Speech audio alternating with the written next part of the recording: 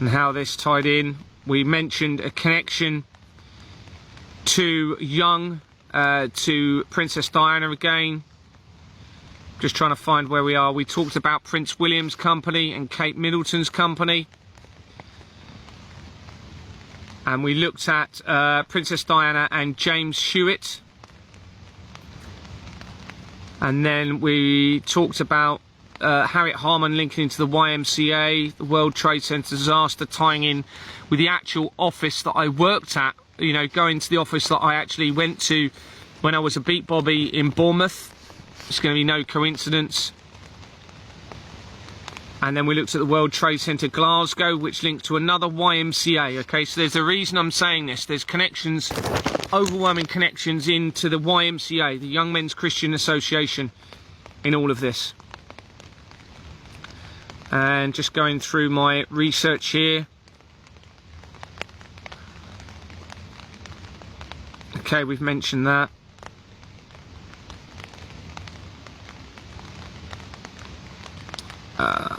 Okay, with all this important evidence. Sorry, I'm just trying to think which bit to tell you. Okay, so I've done research. Let's talk about the Grenfell Tower and how this then links into everything. Okay, so again, just to summarise, we looked at how this all tied in. We looked at the JFK situation, okay, the Cuban Missile Crisis. We looked at Princess Diana, James Hewitt, Harriet Harman, the World Trade Center disaster, how this tied into Exbourne Manor, and how it also linked into the office that I actually worked at in Bournemouth. So now we're going to look at the Grenfell Tower a little bit. That was in 2017, on the 4th of June 2017, the year after the Pizzagate scandal, and there was some other big events, including in May you had the Manchester Arena bombing as well. So just going in from this, I'm not going to go right in through coming in from the whole research of the Grenfell Tower, but it's pretty obvious that that was deliberate. There's too many changes around it. The actual cladding company that they tried blaming on the fire was started by the same fraudulent company as Exbourne Manor. It's no coincidence. The cladding company should not even have been allowed to trade, and yet it was. So we're coming in from, I'm getting a bit tired, so you have to bear with me. That's the Iranian conflict. As shown previously in the document, there appears to be an important connection established to the Goldsmith and Goldschmidt family, an advisor to the last few UK Prime Ministers Douglas Smith, Jeffrey Epstein and Max Clifford. James Goldsmith's son, Zach Goldsmith, also appears to be associated with Smith, according to an article, and he is shown as the director of the Green Alliance that was incorporated in 1990 and dissolved in March 2024 as the exposure continued. It's very, very clear that all of these dissolutions are happening as I'm exposing the fraud. It's obvious that this is what has been this is what's been happening. So via a company, this was incorporated in 1990, as I've said, dissolved in March 2024 as the exposure continued, and Christopher Haig connects this company to the Temple Trust that was incorporated in 1994, and Christopher Buckmaster of this company connects to the Royal Borough of Kensington and Chelsea Tenant Management Organisation Limited. This is the same company that managed the Grenfell Tower at the time of its fire and also was involved in its reparation, or what's the word I've used here? During its refurbishment, sorry, in 2015/2016, the year before. So that will be around the time of the Pizzagate scandal. Oh, so it appears as though this is a ritualistic attack, potentially on humanity, potentially some sort of mockery surrounding the World Trade Center disaster, which was obviously a huge part of everything that happened. So this connects straight to, from the Goldsmiths to there. There are now multiple important connections to temples and the fraud, including the Satanic Temple United Kingdom, but it appears the Satanic Temple United Kingdom may have been created to hide another group that may have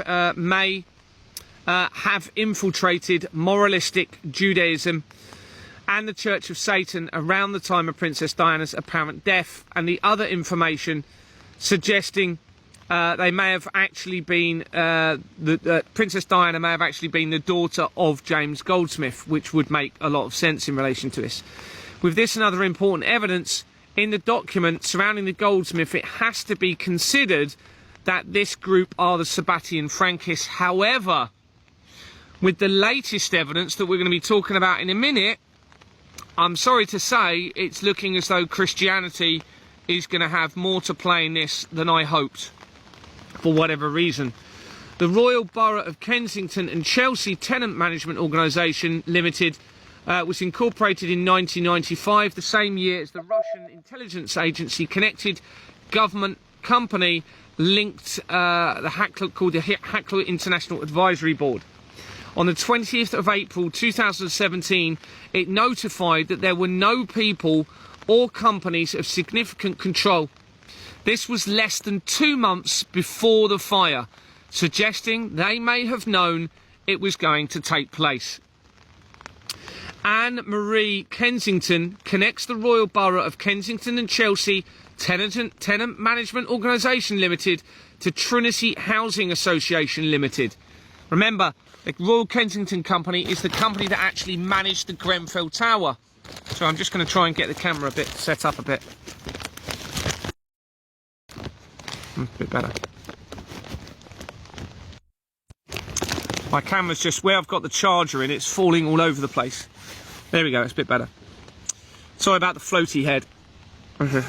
I'll do that a bit more so I don't look quite so floaty heady. Okay, so Councillor Charles Worth of the Rural Services Partnership. Now let's go back to... Oh, sorry, next page. Right, so we've got this company that was managing the Grenfell Tower fire, okay, in 2017, linking to the Temples Trust that then goes straight to a Goldsmith company. That's no coincidence, everybody, all right? It was incorporated in 2006 and dissolved in January 2024 as the exposure continued. And this director links to Tower Hamlets LEP Limited and to National Housing Federation Limited that was incorporated in 1935. Its register has been forged and it has an apparent forged incorporation document as well.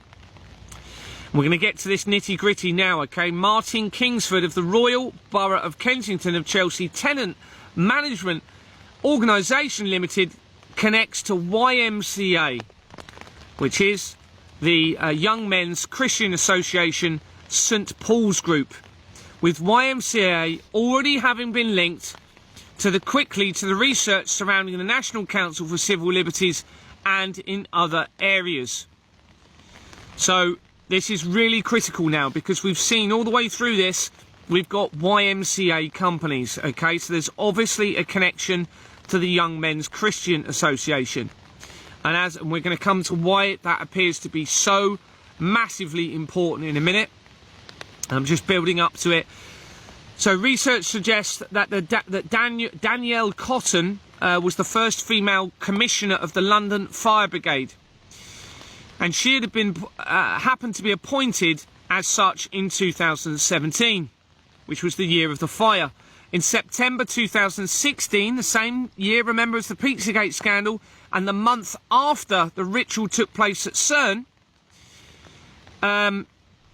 Cotton was appointed interim commissioner after Ron Dobson's retirement, in which the signature is on the incorporation document for London Fire Brigade Enterprises Limited.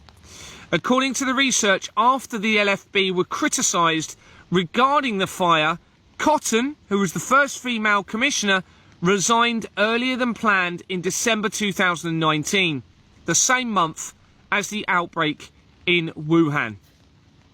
It's no coincidence.